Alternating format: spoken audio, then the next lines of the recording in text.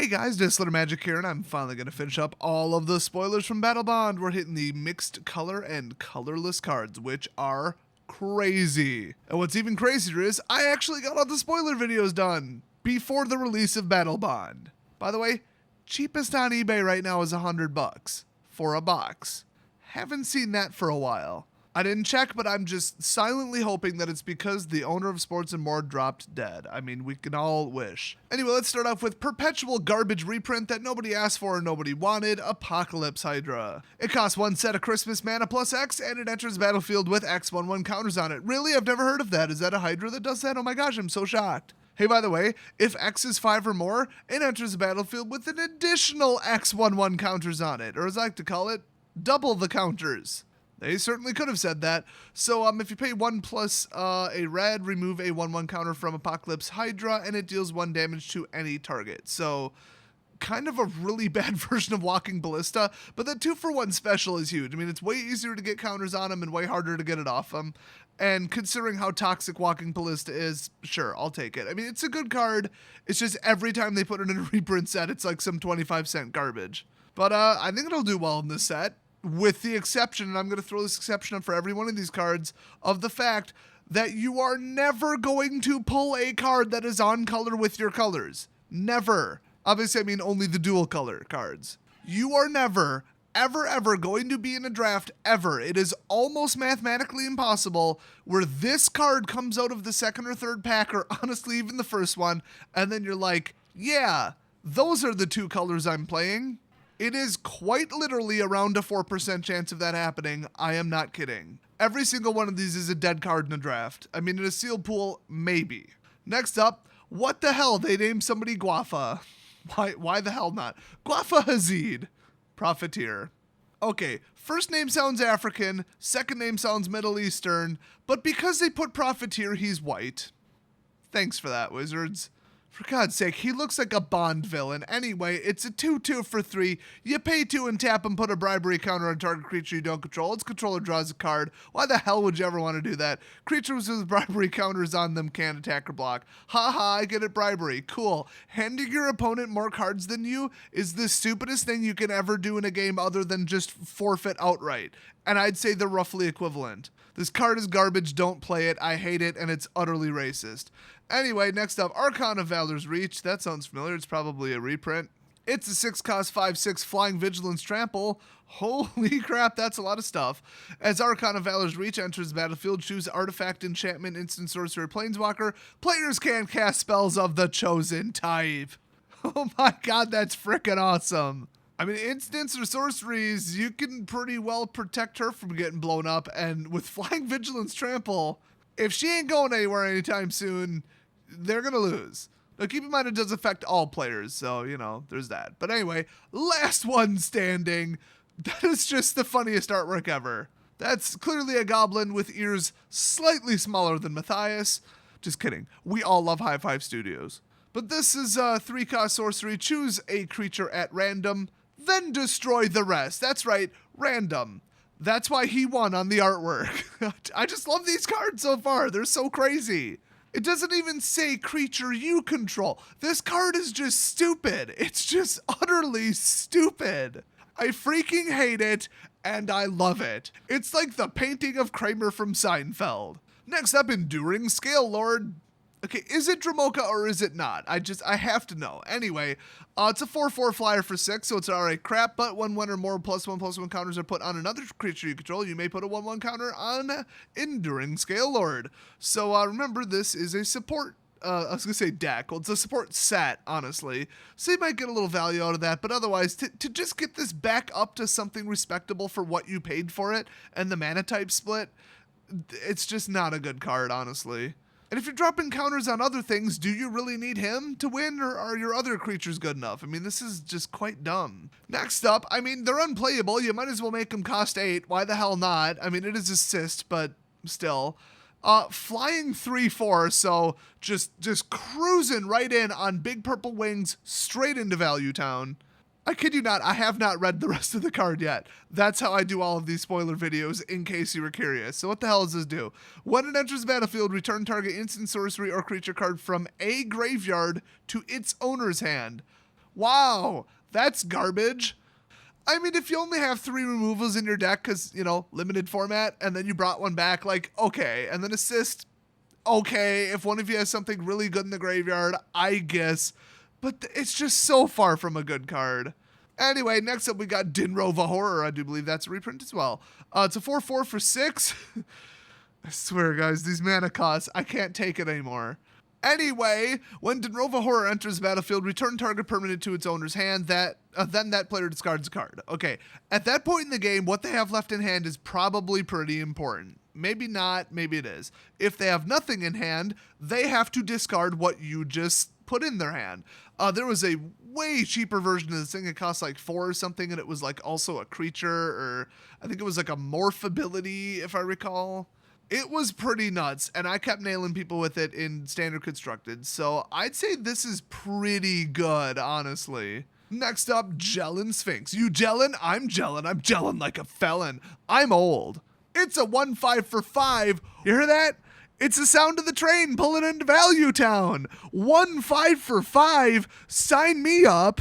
Anyway, it has Vigilance too, you guys, which is great if you want to just get that 1 damage going. Whenever Gelin Sphinx attacks, other attacking creatures get +1/+1 until end of turn. Wow! Get this pile of garbage out of my sight. What's next? Kiss of the Amisha, or whatever the hell that is. It costs 6, so don't play it. It's crap. Target player gains 7 life and draws 2 cards. Cool. Too bad it costs 6. Next up, Relentless Hunter. Okay, that's definitely a reprint. It's a 3/3 for 3, and if you pay 3, it gets +1/+1 and trample till end of turn. See, that's just good, and then on top of it, it's a warrior. There you go. Good card. Next up, Azra Oddsmaker. Oh, this will be fun. I guarantee this is like coin flipping or something. Let's see. It's a 3/3 for 3, so okay. At the beginning of combat on your turn, you may discard a card. If you do, choose a creature. Whenever that creature deals combat damage to a player this turn, you draw 2 cards. Okay. All right, okay. I mean, you can't do it after defenders are declared, so it's not a sure thing. I mean, you're really gambling. I like this. This is an interesting mechanic. I absolutely love this. By the way, I have no idea why this is a warrior. This is clearly a wizard. So next up, we've got Unflinching Courage. It's an enchantment aura that costs 3, enchant creature, and it gets +2/+2 and has trample and lifelink. I don't think that's good enough. That is just like painting a bullseye on the creature and saying, here, kill this. I mean, it's trample and lifelink. That's cool. It kind of gets 2 things done. But if they block with enough, you're in trouble. I mean, I wouldn't want to top deck this if I have a losing board state creature-wise. So, I don't know. That said, you put this on like a flyer and oh my god. But one little removal spell or something and it all comes crumbling down. So, I don't know. I mean, I kind of like it. I kind of don't. It's like, if you like to live really ballsy and just like, yeah, let's go. Step on the gas. Let's hit them. Let's get this game going. And then if it backfires, oh, well, at least you tried, then this card's for you. If you like to actually do well, cold and calculated, and actually win games, this card's maybe not for you. Next up, what the hell is that? Riptide Crab, what the hell? It's a 1/3 Vigilant Crab, and when it dies, draw a card. Wonderful. Next up, Savage Ventmaw. It's Christmas +4, and then it's a flying 4/4, because that's apparently a thing in this set for some reason. When it attacks, add, what the actual hell? 3 red and 3 green to your mana pool, which they didn't feel like writing out because that's their new thing, by the way. Until end of turn, you don't lose this mana as steps and phases end. So use it for an ambush. Don't use it second main phase to get out something worse. This card is insanely powerful. It's one of those things where, yeah, you paid 6 mana for something that only deals 4 damage. Yeah, it's in the air, but like it's not like it's hexproof or something. But damn, do you really need a flying 4/4 if you've got 6 extra mana and then you had 6 to get this out? You basically got 12 mana. You could do some crazy crap for 12 mana. Next up, another, I think, reprint, Rock's Brute. It's a 4/4 for 4, straight up. And it's 2 color.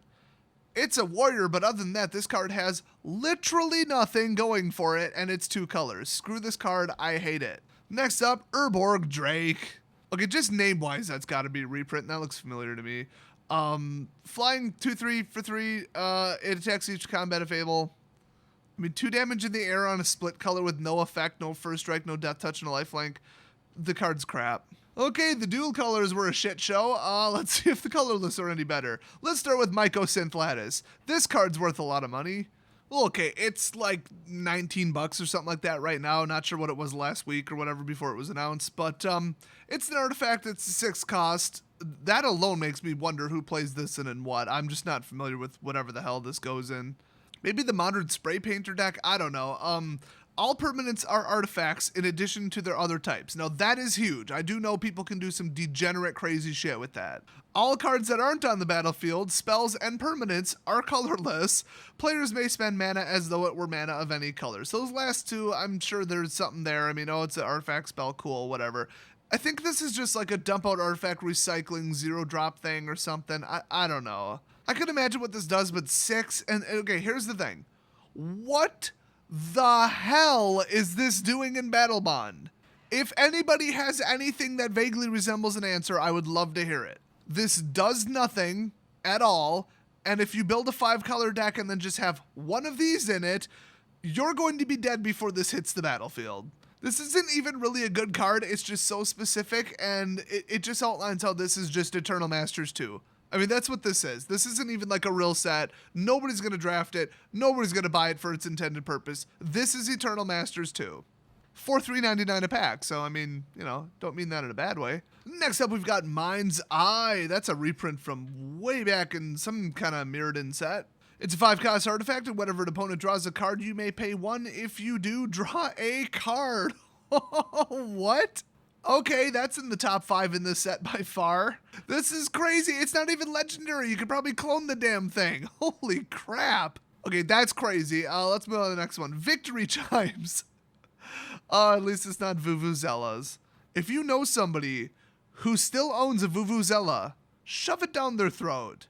Just kidding, don't do that. It was a joke. So what this amazing card does is for 3 it acts as like a double use mana ramp, I guess. I mean, it says untap Victory Chimes during each other player's untap step, and then you can tap it, and a player of your choice adds 1 colorless, so you or your teammate.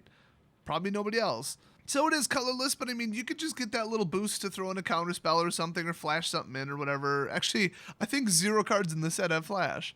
That's actually interesting. That actually would make combat way more fun. It's kind of weird that they overlooked that. But yeah, I mean, it untaps during your step, because why wouldn't it? So you get to use it twice. 1 off your turn, 1 on your turn, I guess. So that's kind of cool. By the way, the flavor text is awesome. The favored noisemaker of goblins ever since the Warden's crackdown on explosives. Dude, that is so something they would do. And me. Alright, next up, coming in from also some kind of Mirrodin set. I don't remember. Maybe it was Darksteel, whatever, something like that. It's probably both. I don't know. We got this relatively worthless but very known card. A lot of people have heard of this. It's Culling Dais. It's a 2-cost artifact. You can tap it, sacrifice a creature, put a counter. I can't talk today. Put some kind of counter on Culling Dais, and then you pay 1, sacrifice Culling Dais, and draw a card for each charge counter on Culling Dais. It's just honestly not a good card. Unless you need it dead for other reasons and for some reason aren't running Nantuko Husk, I don't really love this card. Now, if you stole one of their creatures until end of turn and then you sacked it, this is a free sack outlet. 100% free, but so is Nantuko Husk. Or maybe it's Nantuko Shea. It's some kind of Nantuko. Anyway, next up, Sentinel Tower. It's a 4-cost artifact rare, and whenever an instant or sorcery spell is cast during your turn, Sentinel Tower deals damage to any target at all, planeswalker, creature, player, equal to 1 plus the number of instant and sorcery spells cast before that spell this turn. So, a really weird small version of Storm, I guess. By the time you got 4 mana to drop this out, though, how many instant or sorcery spells do you really even have left in your hand? And why the hell do you have so many of them in a creature-heavy format, aka limited? I think this just falls flat. This has to be some kind of money reprint or whatever. It really has nothing to do with Battlebond. Next up, Genesis Chamber. Okay, that artwork, that has to be a reprint. It's a 2-cost artifact. Whenever a non-token creature enters the battlefield, if Genesis Chamber is untapped, why the hell would it be tapped? That creature's controller creates a 1/1 colorless mirror artifact creature token. Cool. It's like a really weird Oketra's Monument. Okay. Next up, freaking classic perpetual reprint. They've reprinted this to death and I still love it. Juggernaut. It attacks each combat if able. It can't be blocked by walls, and it's a 5/3 for 4. It just causes devastation. You just throw it on the battlefield and hope something happens. I love it. It's so dumb, but I love it. Next up, Goldforge Sentinel. Why the hell is this a card? Get this out of my set. It's terrible. 4/4 flyer for 6. It does nothing. I hate it. Let's go to Spectral Searchlight instead. 3 to get it out. Tap, choose a player. That player adds 1 mana of any color they choose to their mana pool. Just write it out, for God's sake. Without the phrase to their mana pool, it kind of has a double meaning. That player adds 1 mana. What, they have to, like, if they have mana in the mana pool, they have to reduce it by 1? They have to add 1 to this effect? I mean, I know that's not how it works, but maybe not everybody does. So, I don't know. This is just mana ramp. I mean, it is color fixing, which the set has basically none of. So, I mean, yeah, just for that, I'd say run it. I mean, it's ramp and it's fixing.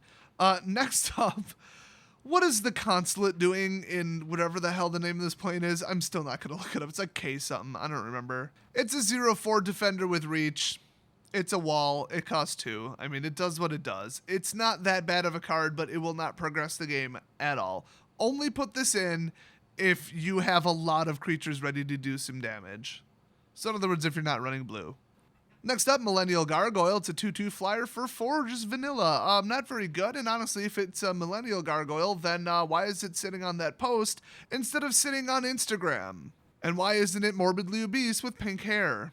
It's not even like millennials at this point. I'm just describing social justice warriors. The card sucks, by the way. Next up, Hexplate Golem. It's a 5/7 for 7. If you thought Hexplate meant it had hexproof, no.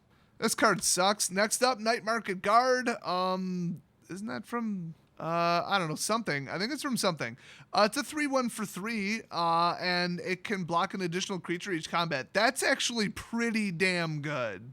I mean, that could legit kill some stuff. And 3 damage for 3 without worrying about color matching. That is pretty good. Next up, striding in from French anime, we've got Peace Strider. Like, nobody's gonna get that reference. Literally not one person got that reference. It's Code Lyoko. Look it up, except don't. The show kind of sucked. Dude, the music, though, the music was on point.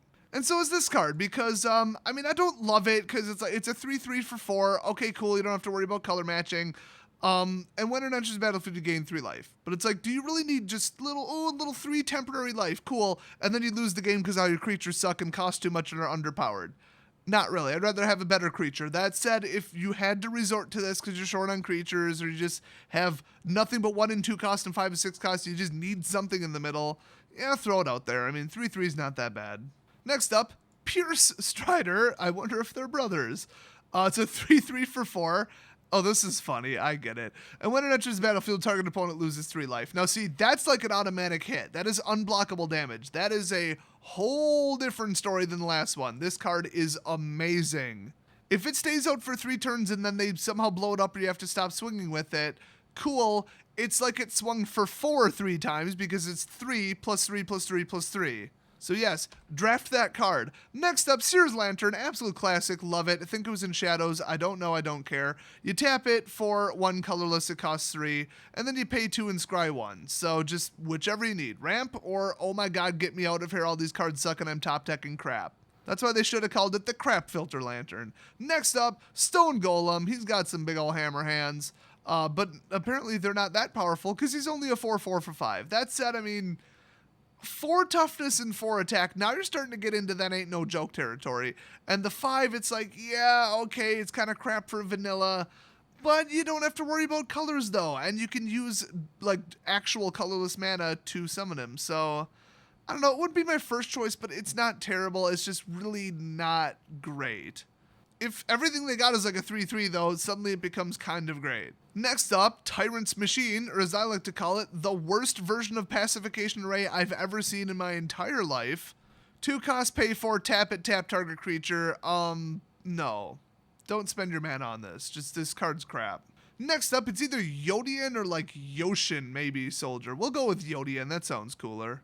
Those abs are just part of your armor, you're not fooling anyone. That's a 1/4 with Vigilance for 3. I mean, okay, woo, Vigilance, and it has 4 toughness. That's cool. It's a great defender. Or I suppose I should say blocker. But what you might be forgetting is who gives a crap about 1 damage? Not me. And they're just going to block with something with 2 toughness. This card's worthless. It's so stupid. I hate it. Oh, and it's a soldier, not a warrior. Do you need another reason not to draft it? The artwork's ugly.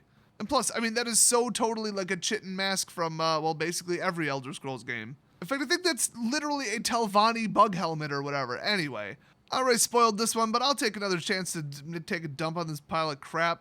It's Eager Construct, 2/2 for 2, wonderful. When it enters battlefield, each player may scry 1, so your opponents get just as much benefit, if not more, out of this than you. There is no point to this. I hate it. Show me something else. Oh wait, that's the end. Okay, cool. Hallelujah, we're finally done with this hell. This set looks like it's going to be one of the most valuable printed in the last 3 years, so just FYI, keep that on your radar. If you like stuff just purely for value, maybe pre-order it now. Oh, from your LGS, screw online sellers, they're all dicks, especially me. If you're going to go buy some online, I mean, you can just buy one of my shirts. I'm just saying. I mean, if you haven't checked them out, they're pretty damn funny. And in the last 30 days, I've made an amazing one sale. And okay, I've sold like 50 shirts in the past. But anyway, that one shirt made me more money than some of my entire videos did. So like, yeah, when I say you're supporting me, don't think I'm getting like 10%. I'm getting like 50% of that. And those are really high quality. And if you're wearing one to F&M, you will never be mana screwed again. They are magically enchanted. That is not true, but if you think it's true, maybe it'll become true. That some religion thinks that. I don't remember which one. Or maybe they made that up for the X-Files. It's like one of the two. Whatever. I'll see you guys next video.